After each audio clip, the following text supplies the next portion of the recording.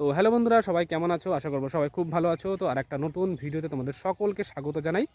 তো আমার সকালবেলা পড়ানো থাকে, তো পড়িয়ে অনেকক্ষণ আগেই বাড়িতে এসেছি। তো সকালে যেমনটা ওয়েদার ছিল এখনও ঠিক সেম ওয়েদার, কোনো পরিবর্তন নেই। পুরো আমাদের ডাব্লিউপির রিক্রুটমেন্টের মতো, মানে যেটা গতবারও হয়েছে তার আগের বারও হয়েছে, ঠিক সেম। মানে দুর্নীতি হবেই। দেখো, আমাদের কেস হলো ওবিসি কেস। কেসের কোনো হিয়ারিংয়ের সেরকম আমরা কোনো ফলাফল পাচ্ছি না ভালো। আবার একের পর এক নোটিশ আসছে, যেগুলো প্রত্যেকটাই ফেক বলে জানা যাচ্ছে।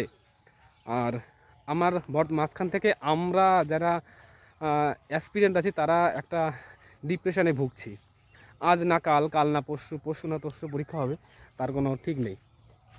একটা জিনিস খেয়াল করে দেখো, যত দুর্নীতি আমাদের এই পশ্চিমবঙ্গে, যত পরীক্ষার দুর্নীতি হয়, যার কোনো সলিউশন হয় না। হ্যাঁ, দেখো, আমরা সেই ফুড এসআইয়ের পরীক্ষা দিয়েছিলাম, যার কোনো রেজাল্ট আউট হয়নি। কিন্তু তুমি পাশের রাজ্য দেখো, ইউপি পুলিশের কনস্টেবলের পরীক্ষা হয়েছিল, ওদের কোশ্চেনের একটা সমস্যা হয়েছিল, সেই পরীক্ষাটাকে পুরো বাতিল করে দিয়ে আবার কিন্তু নতুন করে ওদের কিন্তু রিক্রুটমেন্ট হয়েছে। তুমি অন্যান্য রাজ্যগুলো দেখো আর আমাদের রাজ্যগুলো দেখো, আমাদের রাজ্যের সাথে যখনই মিলাবে দেখবে কোনো কিছুই কোনো হদিশ খুঁজে পাবে না।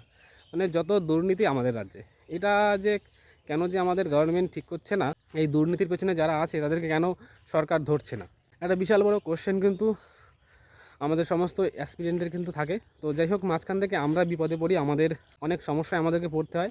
আর যারা বিশেষ করে যেসব অ্যাসপিরেন্টদের বয়স অনেক, মানে শেষ অ্যাটেম্প্ট, তাদের কিন্তু আরও বেশি সমস্যায় পড়ে তারা। কারণ কি, তাদের এটা লাস্ট অ্যাটেম্প্ট, তারা পরীক্ষা জন্য যেভাবে প্রিপারেশন না, যদি এইরকম একের পর এক ডেট আসে আর যায়, তাহলে তাদের প্রিপারেশানে অনেক সমস্যা হয়।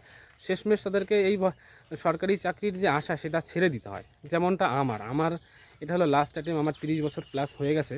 তো এটা আমার লাস্ট অ্যাটেম্প। তো দেখো, একের পর এক কিন্তু ডেট আসছে, আবার ক্যান্সেল হচ্ছে, কেস হয়ে গেছে, হিয়ারিং ডেট, সেরকমভাবে কোনো রেজাল্ট আসছে না, যে কিনা পরীক্ষা হবে কি না, কবে হবে সেরকম কোনো ডেট আসছে না। তো মানে মোটামুটি মানসিক দিক থেকে এতটাই দুর্বল হয়ে পড়েছি আমরা, যেটা কিনা ভাষায় প্রকাশ করা যাবে না। আর বিশেষ করে যেসব ইউটিউবাররা আছে, যেসব স্যাররা কোর্স বিক্রি করছে, তারা একের পর এক ডেট বলছে, 100% হবেই হবে, মানে এমনভাবে স্টুডেন্টদের মোটিভেট করছে, শেষমেশ দেখা যাচ্ছে কোনো কিছুই না। তো এই স্যারদের উপরেও ভরসা আস্তে আস্তে দিনের পর দিন কিন্তু সবার কিন্তু উঠে যাচ্ছে। তো এগুলো না করে মানে কেন এরকম হচ্ছে, মানে আমাদের সঙ্গেই যে এমনটা হবে, এটা মানে খুব খারাপ অবস্থা।